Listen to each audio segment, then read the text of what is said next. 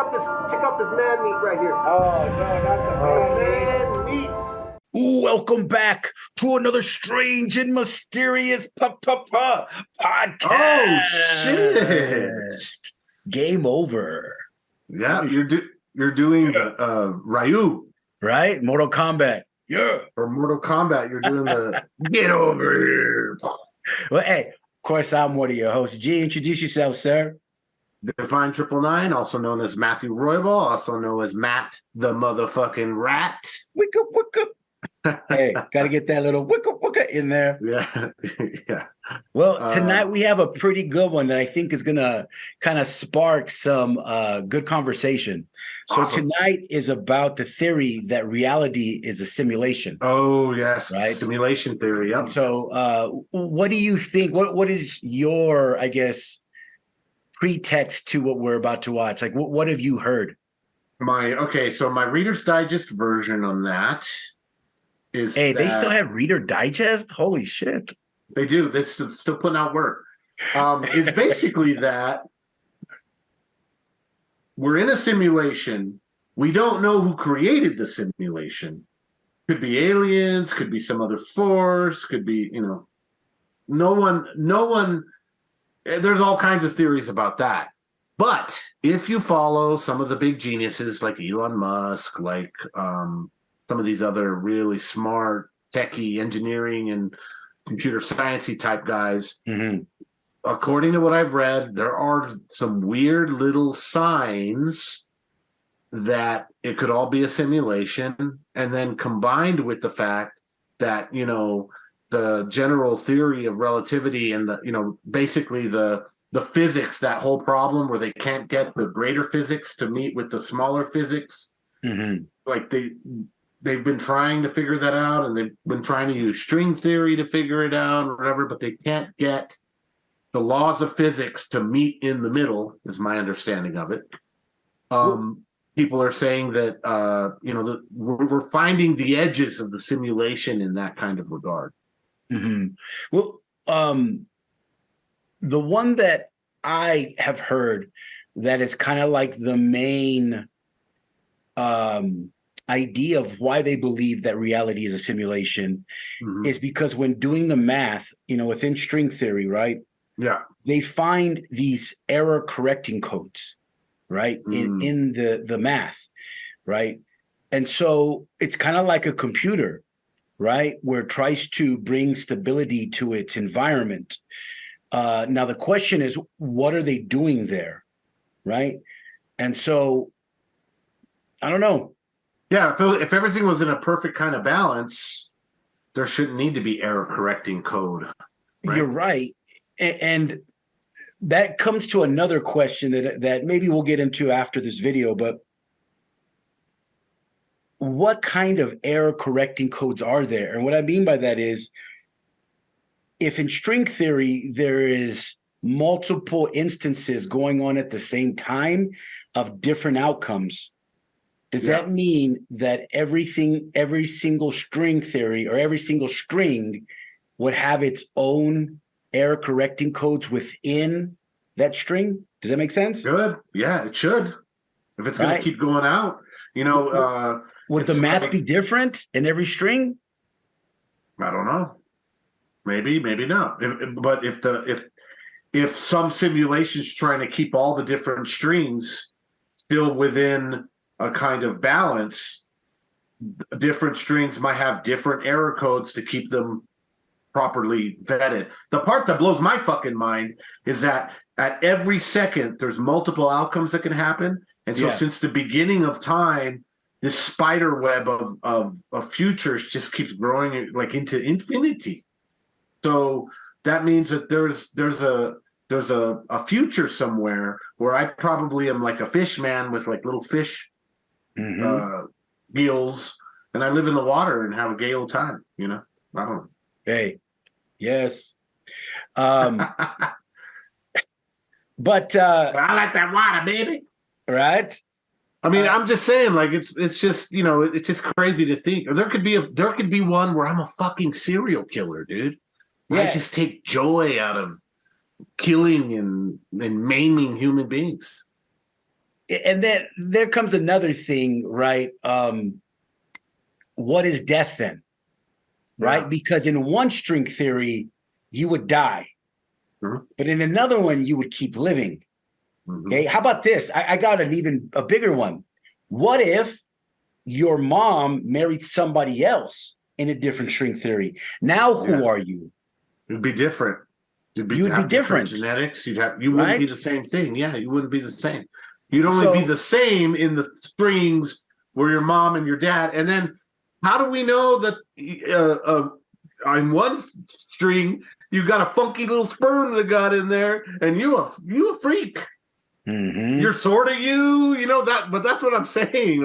Like in one string, you know, that one time that my dad fucking, you know, did a drug or did something stupid. He had that bad sperm got connected with my mom's egg. And Uh-huh. how do we know that it'd be different eggs at different times? So Or you would weren't look born. the same. Yeah, you would maybe seem you would be similar, but not the same. You know, that funky sperm made me into a serial killer that likes wearing people's skin. Mhm. You know? Yeah. Who knows? It's just weird. Yeah, and again, like, well, anyways, I highly recommend a Netflix show. So when you're, you know, with your Netflix and chill girl, or Mhm. whoever you're with, My wife, come right, on, your here, wife, Dave. whoever you're I with, don't right? have a Netflix and chill your side girl. chick, whoever it is, right? I highly recommend. There's a show on Netflix about infinity. And it's Oh, okay. mind blowing. If you like those types of shows, that show yeah, is amazing. Highly recommend. What's it called? talk What's it up- called? I want to say, let's see. Does it have it's infinity in the called- title? Let's see, A Trip to Infinity. A Trip to Infinity. Highly recommended. I'll When put I it on my saw watch that, list. it blew my mind. Like I'll put that I on was my like, watch wow, list. that's amazing. So highly recommended. A Trip to Infinity. Okay, I'll put it on my watch list. All right. Oh, so shit. let's take a look at this video. The simulation theory is that our reality isn't a reality at all, but actually we're in some sort of extremely advanced simulation. Your consciousness is software. The fundamental premise is that there's a mysterious, super advanced civilization that runs computer programs to simulate all sorts of phenomena, including reality itself. A world that's totally fake.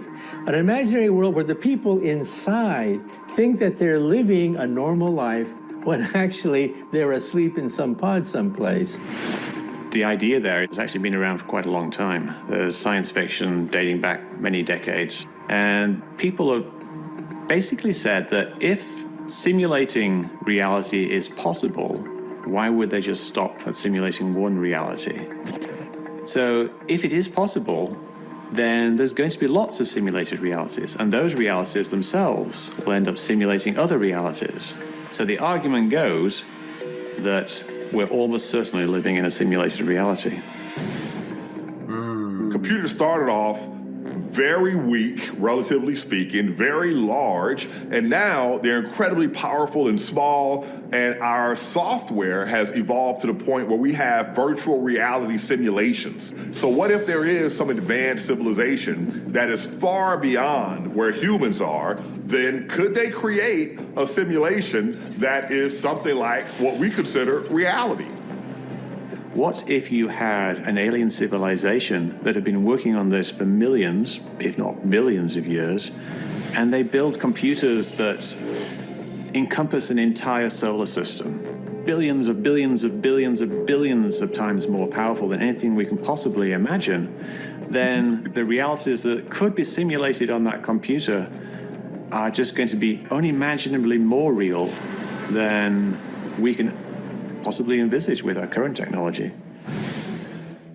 Then you could imagine that virtual reality could get more and more advanced to the point where you can't tell it apart from the real world. But the main argument against us living in a matrix is the very existence itself. That would have to be a very complex code because we live in a system that's made up of elementary particles. Just think of every proton and electron in the universe. There are so many atoms in the universe, so many possible simulations, so many possible futures, that it would require more atoms than the entire universe to recreate scenes of The Matrix. But it's impossible to disprove a negative. Let's say that you want to disprove the Matrix theory or disprove angels and unicorns. Well, you can't, because someplace on the earth there could be angels and unicorns hiding. So if reality is some kind of a simulation, then strange things are going to happen because no code is perfect. But unfortunately, when I look into these things, they generally have a pretty boring explanation, which is a shame, really, because I would like there to be a bit more magic in the world.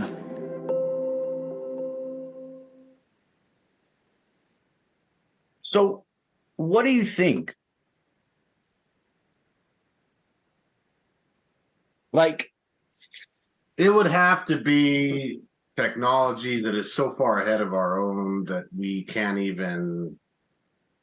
I mean, because as part of our reality is light from the creation of the universe that is traveling through space and has been for billions and billions of years.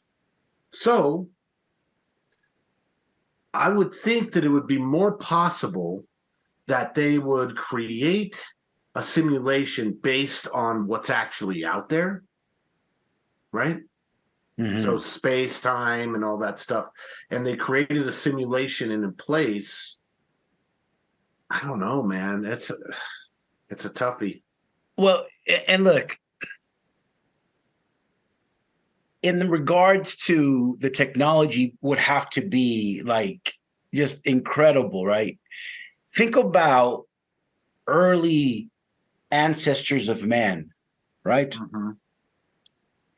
And then seeing what we can do with a computer or drones or, 3D technology. In a relatively short span of time on Earth. Yeah. Yeah. No, you're How would they look at our technology?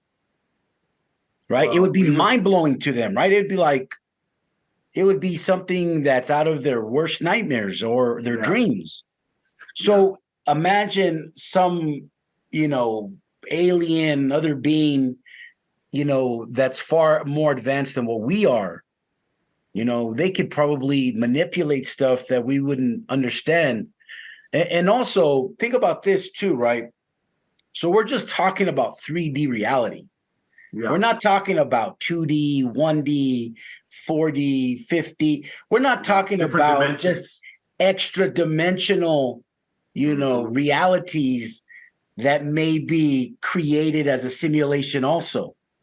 Right? So it's like a sandwich, right? It's just stacked of different components, and then even the bigger question is, how is it all put together?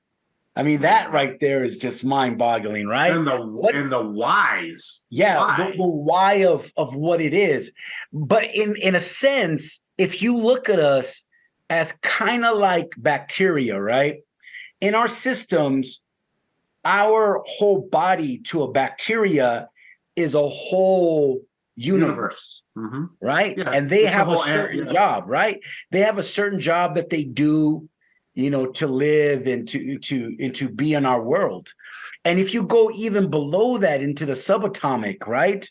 Protons, atoms, neutrons, they all serve a purpose within their realities, right? Mm-hmm. And so, again, I guess the biggest question, like you said, would be why do they do what they do? Yeah. Is it Why just is to it create? happening? Right? Is it just to create the continuation of creation? It'd be like trying to explain to an Right. ant city management.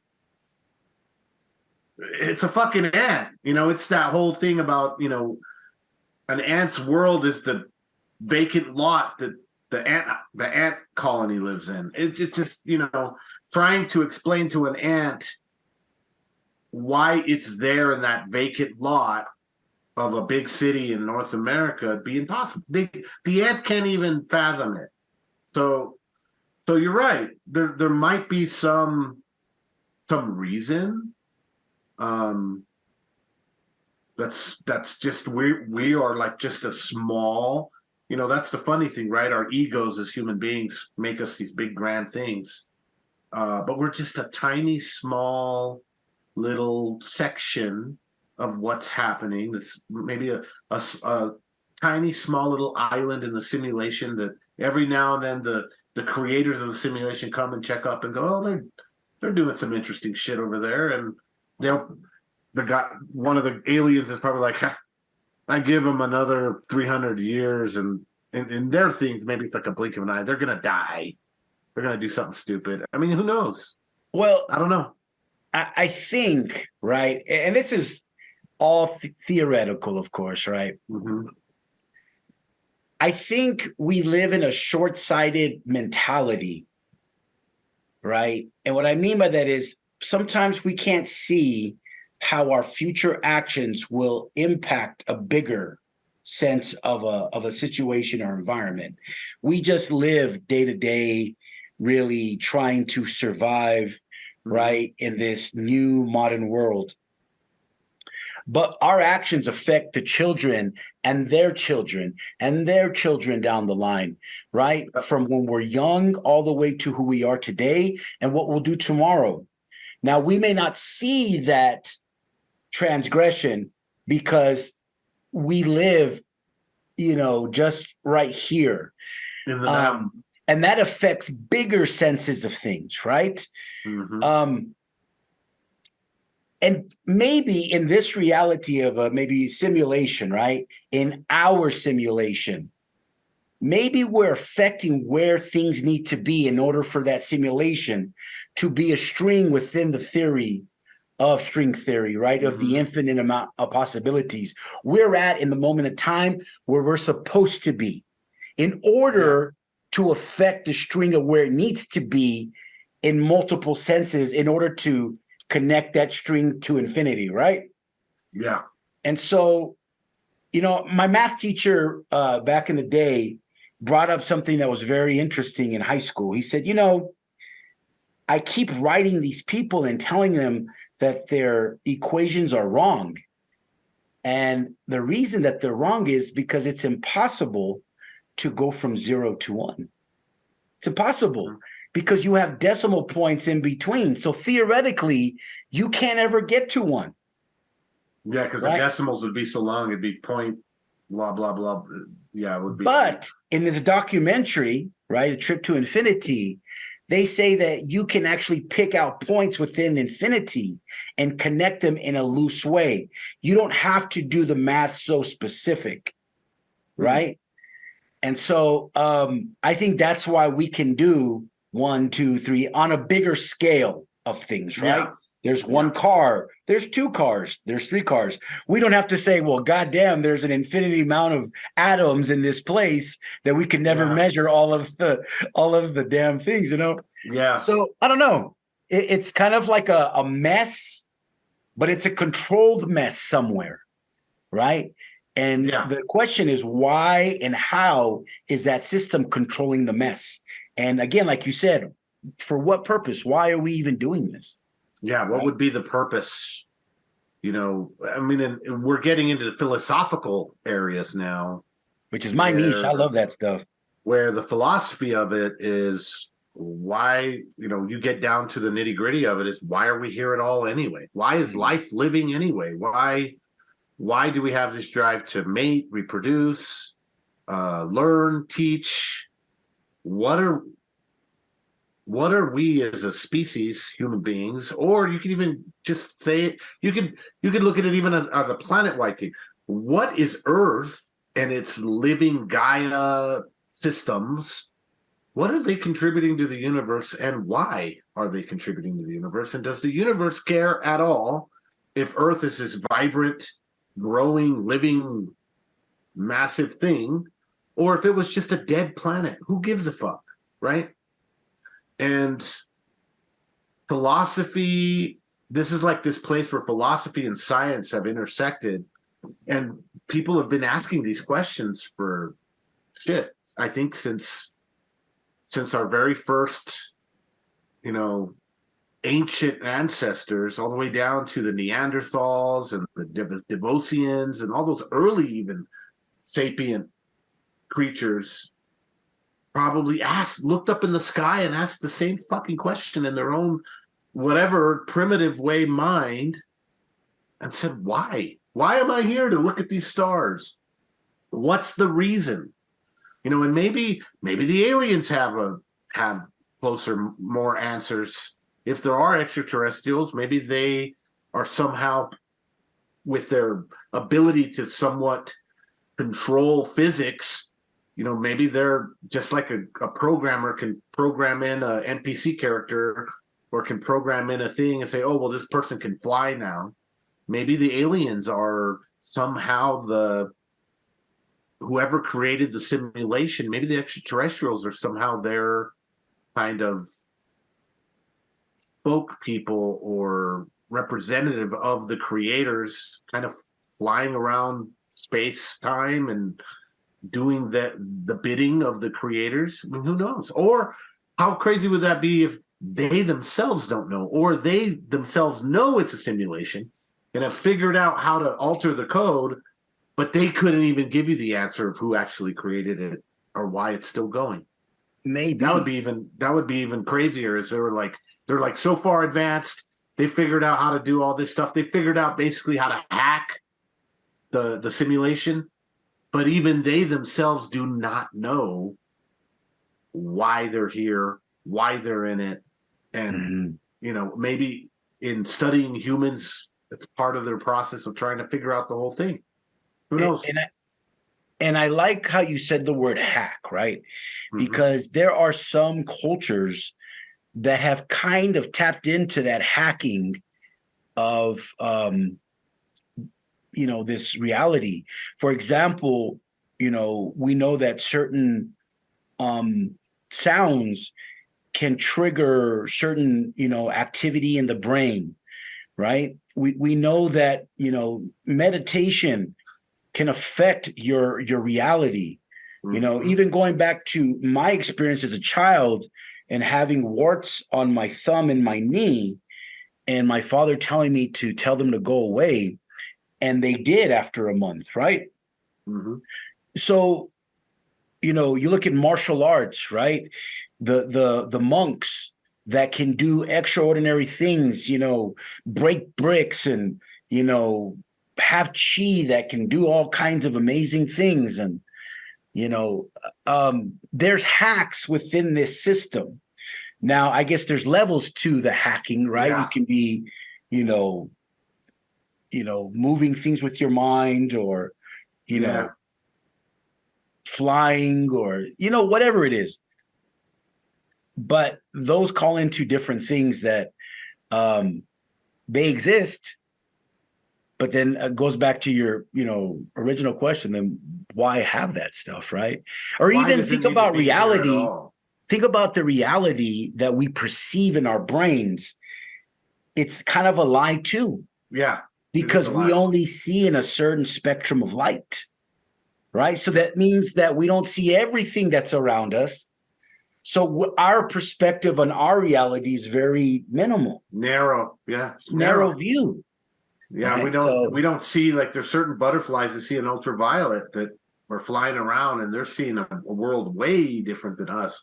Or the mantis shrimp, the mantis shrimp in the sea can see, I forget how many more millions of colors that they can perceive than we can. We have our rods, the rods in our eyes. The mantis shrimp has like 6 times as many. And they say the world that they perceive is probably crazy, psychedelic-y. I mean, and so you even have to question the reality that you process in your own brain. So why, and that brings you the question is, so they put us in this simulation, but they gave us all these narrow views I'd like to be able to smell as good as a dog. I mean, it'd suck when I'm particularly gassy, but imagine being able to, to pick out a smell of it would be bad. But imagine being able to smell cancer. Mhm. There's dogs that can fucking smell cancer. Mhm. They can be trained to smell cancer. Why, if reality was set up? See, this is the other interesting thing. If you follow evolution,